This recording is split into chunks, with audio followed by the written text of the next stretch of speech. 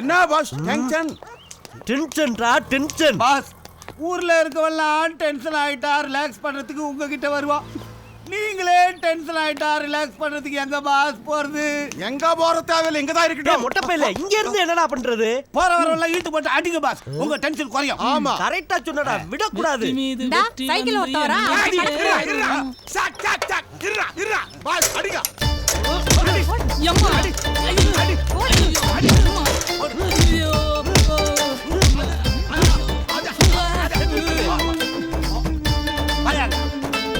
எதுக்கு காசு கொடுக்குறானுங்க, ஏன் அடிச்சானுங்கன்னு தெரியல. பாஸ் இப்ப டென்ஷன் குறைஞ்சிச்சா பாஸ்? குறையலையாடா?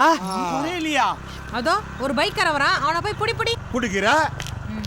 ஏய் நிப்பாட்டு நிப்பாட்டு நிப்பாட்றா. என்னது பாஸ்? தாசில்தார் பாஸ், கவர்மெண்ட் ப்ராப்பர்ட்டியா அனுப்பி விடுறா.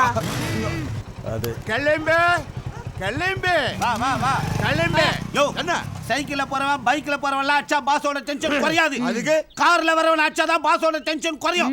கரெக்ட்டா. என்ன எத்தனை பெரிய மனுஷங்க டென்ஷனுக்கா அடிச்சு டென்ஷனை குறைச்சிருக்காங்க. அது மாதிரி பெரிய மனுஷனை மடக்கணும். மடக்குங்கடா. கார் வருது, நிறுத்தி நிறுத்தி. யோ நிறுத்தியா? இறங்க இறங்க. எதுக்குடா வண்டி நிறுத்துறீங்க? எங்க பாஸ் டென்ஷன் ஆகுறாரு. அதுக்கு அவர்கிட்ட அடி வாங்கி அவர் டென்ஷன் குறைக்கிற நீ. என்னது அடி வாங்கணுமா? நீ ஒண்ணு சும்மா வாங்க தேவல. அடிக்கு 500 ரூபாய். அரை மணி நேரம் வாங்கினா லைஃப்ல செட்டில் ஆயிடுவேன். யாரா உங்க பாஸ்? காட்டுங்கடா உங்க பாஸ். அத பாரு. அத பாஸ். பாஸ் பாஸ் உங்ககிட்ட அடி வாங்க ஒருத்த சிக்கிட்டான். அவனை அடிச்சு உங்க டென்ஷனை குறைச்சுக்கோங்க பாஸ். ஓகே. ஐயோ சார் நீங்களா? ஓ நீங்க தான் அந்த டென்ஷன் பார்ட்டியா? டென்ஷனை குறைச்சற வேண்டியதா? வேணாம் சார். இனிமே உன்னை இந்த கெட்டப்ல பார்த்த ஏற்கனவே இந்த கெட்டப் தெரியுமல உனக்கு? இதான் உனக்கு பர்மனன்ட். கிளம்புடா. பிச்சையே பாத்தரே ஏடி வந்தா சாமியே ஐயனே ஐயனே. டேய் இது அந்த படம் பண்ண டைரக்டர் கேட்டாரு, உன் நடு மண்டையில துப்பாக்கி வச்சு இறங்கிடுவாரு. போடா. ஐயனே ஐயனே. அண்ணே பாய். ஓடியாந்திரு. ஒரு மனுஷன் பதவியில இருந்தா என்ன ஆட்டம் போடுறாங்க. எங்க ஆரம்பிக்குதோ அங்கேதான் இது நிரந்தரம். நமக்கு எப்பவுமே இதுதான் நிரந்தரம். ஆடக்கூடாது.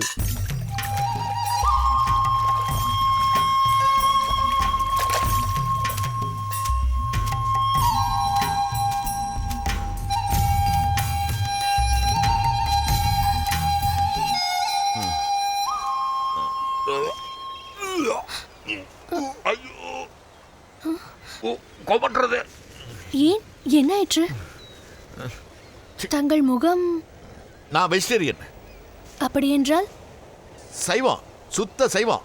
மீன் மாமிசம் இதெல்லாம் நான் சாப்பிடவே மாட்டேன். I am Brahmin, Vaishnavite. இதெல்லாம் கண்ணால பார்த்தாலே அருவருப்பா இருக்கு. பழக்கத்தினால். வெறும் பழக்கம் இல்ல, எங்க ஆச்சாரமே லைஃப் ஸ்டைலே வேற. ஐயா சற்று பொறுங்கள். புலால் உண்பது தவறு என்று எப்படி கூறுகிறீர்கள்? என்ன பொறுத்தவரை ஐயோ நாடுறே. ஒரு உண்மை உங்களுக்கு தெளிவாகணும். உலகம் என்பது நீங்கள் மட்டுமல்ல, பல கோடி மக்கள் வாழும் வாழ்க்கை முறை வெவ்வேறானது. எடுத்துட்டு போயிடுமா? ஐயோ ஐயோ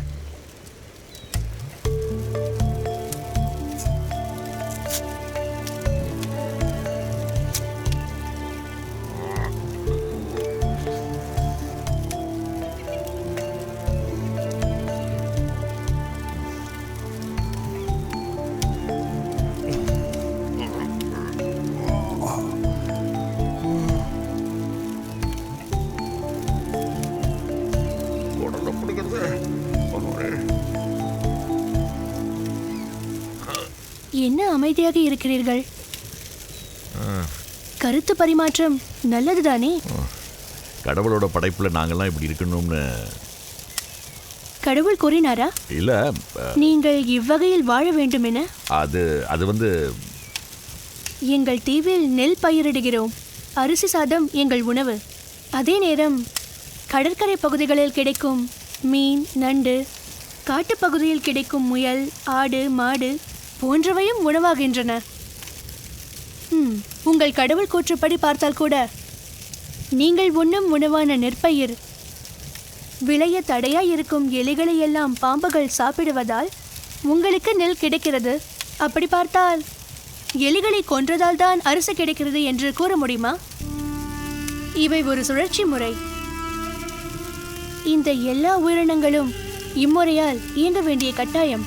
அது கடவுளின் விதியாக கூட இருக்கலாம். அதை மறுப்பது தவறல்லவா? என்ன இருந்தாலும் காலங்காலமா பழகிடுது. அதைத்தான் நானும் கூறுகிறேன். சூழ்நிலைக்கேற்றபடி பழக்கங்களும் முதலில் கடினமாக தோன்றும். எதுவும் நாளடைவில் பழக பழக எளிதாகிவிடும். இந்த காட்டில் பழங்களோ கிழங்குகளோ கிடைப்பதற்கு வழியே இல்லை. உயிர் வாழ வேண்டுமானால் இதை சாப்பிடுங்கள், வேறு வழி இல்லை.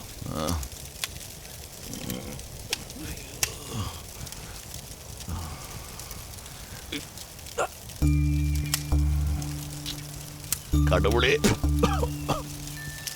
நிதானமா சாப்பிடுங்கள். இங்கு பக்கத்தில் தண்ணீர் கூட இல்லை. சுனையில் போய் எடுத்து வர வேண்டும்.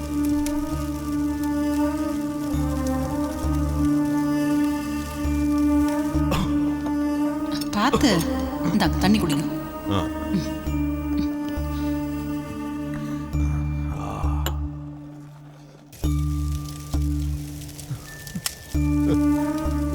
என்ன ஆயிற்று? முள்ளை ஏதாவது குத்தி விட்டதா? அதெல்லாம் ஒண்ணு இல்ல.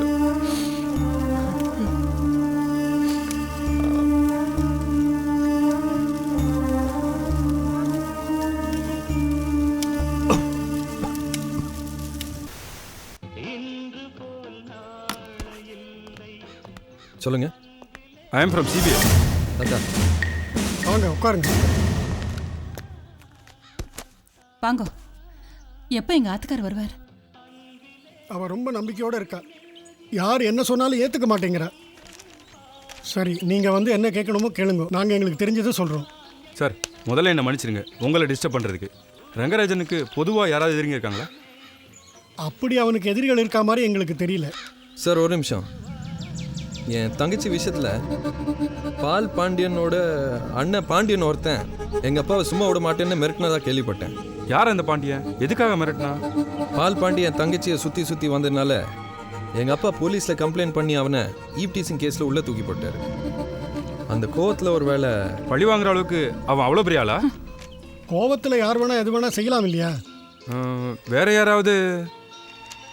வேறு யார் பற்றியும் தெரியாது சார். எங்கள் அப்பா ஆஃபீஸ் விஷயம் பொதுவாக வீட்டில் பேச மாட்டார். Okay, thank you. வேறு ஏதாவது டீட்டெயில்ஸ் தெரிஞ்சால் இன்ஃபார்ம் பண்ணுங்க. Thank you sir. சரி, வரேன்.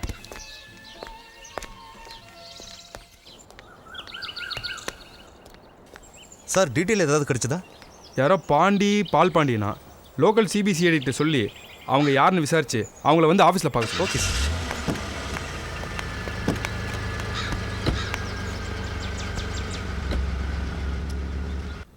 வாங்க. வணக்கம் ஐயா. நீங்கள் வெளியே இருங்க. பால் பாண்டி ஐயாவுக்கு வணக்கம் சொல்ல. வணக்கம் சார்.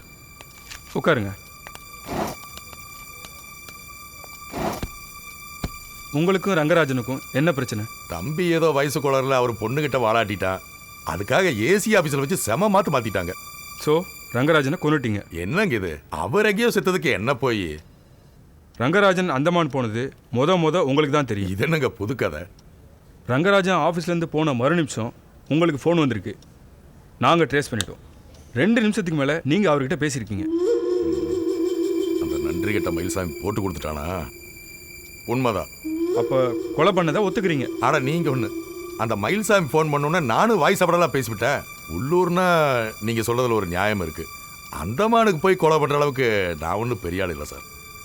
சார், நாங்கள் யாரும் வெளியூருக்கெல்லாம் போகல. சம்பவம் நடந்த அன்றைக்கி நாங்கள் எங்கள் குடும்பத்தோட குலதெய்வம் கோயிலுக்கு போயிருந்தோம். சரி சரி, நான் உங்களை நம்புகிறேன். ஆனால் ரங்கராஜ் இல்லைன்றதுக்காக அவர் குடும்பத்துக்கு ஏதாவது டார்ச்சர் கொடுத்தீங்க, நான் உங்களை சும்மா விட மாட்டேன். ஜாக்கிரதை. அந்த மனுஷனே போய் சேர்ந்துட்டாரு, இனிமே நான் போய் கலாட்டா பண்ணுவேனா சார்? சரி, நீங்கள் கிளம்புங்க. Thank you sir. கனகராஜ், சொல்லுங்க சார். வெளியில் சம்பல் சரண் சிங் வெயிட் பண்ணுறாரு. ஓகே, அவரை உள்ளே அனுப்பிட்டு மயில்சாமி அழைச்சிட்டோம்.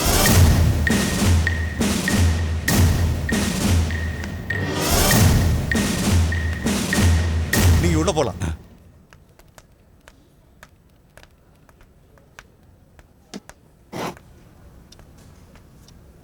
சார், நானும் ஒரு கவர்மெண்ட் சர்வெண்ட் தான்.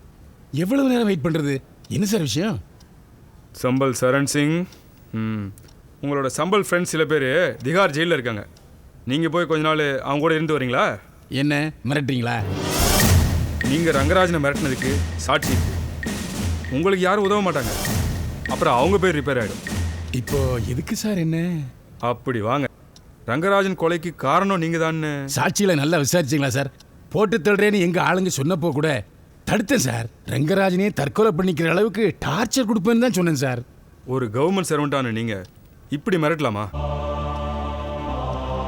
என்ன ஜெயிலில் பிடிச்சி போட்டாரங்கிற கோவத்தில் அப்படி பேசினேன். ஒரு அரசு அதிகாரியை ரியல் லைஃப்ல எப்படி சார் கொல்ல முடியும்? சினிமாவில் தான் சார் அப்படி காட்டுவாங்க. அதுக்கப்புறம் அவர் ஹெலிகாப்டர் விபத்தில் இறந்துட்டாருன்னு கேள்விப்பட்டதும் எனக்கே ரொம்ப ஒரு மாதிரியா இருந்துச்சு சார். பாவம் சார். இனிமேலாவது மற்றவங்க கிட்ட ஒழுங்காக நடந்துக்குங்க, இல்லைன்னா சாம்பல் மாதிரி ஊதிடும் சட்டம். இப்போ நீங்கள் போகலாம். வரேன் சார்.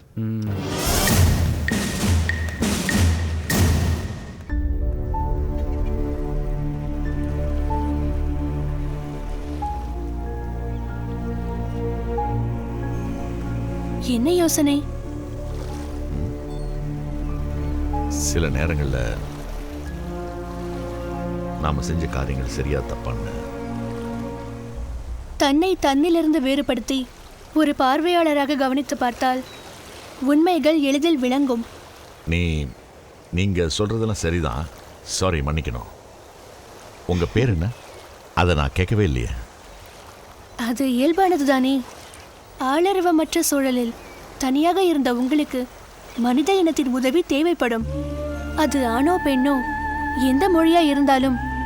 அதனால் பெயருக்கு அவசியம் இல்லாமல் போய்விட்டது. என் பெயர் இளவேனில். பியூட்டிஃபுல் நேம், பொருத்தமான பெயர் தான். சார் வணக்கம் சார். வாங்க மயில்சாமி, நல்லா பிஆர்ஓ வேலை பார்க்குறீங்க போல இருக்கு. பிஆர்ஓ இல்லை சார், அட்டெண்டர். யாருக்கு? புரியலைங்களே. இல்லை, யாருக்கு அட்டெண்டர் வேலை பார்க்குறீங்கன்னு கேட்டேன். கவர்மெண்ட் ஆஃபீஸ் இருக்கா இல்லை அந்த பாண்டியனுக்கான்னு கேட்டேன். யாருங்க பாண்டியன்? மயில்சாமிக்கு ஸ்பெஷல் ட்ரீட்மெண்ட் கொடுத்துட வேண்டியதுதான். யாரு? அந்த கல்குவாரி பாண்டியனா சார்? ஆமாம், அந்த ரங்கராஜன் அந்தமானு போன விஷயத்த பால் பாண்டியனுக்கு ஃபோன் பண்ணி சொன்னது நீங்கள் தானே? ஆமாம் சார். உங்களுக்கு எப்படி தெரியும்? ராமு தான் சார் சொன்னார். அடுத்த கால் யாருக்கு பண்ணீங்க? யாருக்கும் பண்ணல சார். மயில்சாமி, உண்மையை சொல்லுங்க. இல்லை பாண்டியனுக்கு பண்ணது உண்மைதான் சார். வேற யாருக்கும் நான் பண்ணலை சார். அப்போ வேற யாரு? சார் எனக்கு ஒரு டவுட்டு. ஆஃபீஸர்கிட்ட ஃபைல் கொடுக்கும்போது ஆஃபீஸ் ஃபோன்ல இருந்து யாருக்கோ கால் பண்ணாரு. எப்போ? நான் பேசி முடிச்ச உடனே அவர் பண்ணாரு. மயில்சாமி, கரெக்டாக தெரியுமா? கண்டிப்பாக தெரியுங்க. நான் உள்ளே போனதுக்கே அவர் என்னை திட்டினாரு. நல்லா ஞாபகம் இருக்கு சார். நல்ல ஆஃபீஸர்.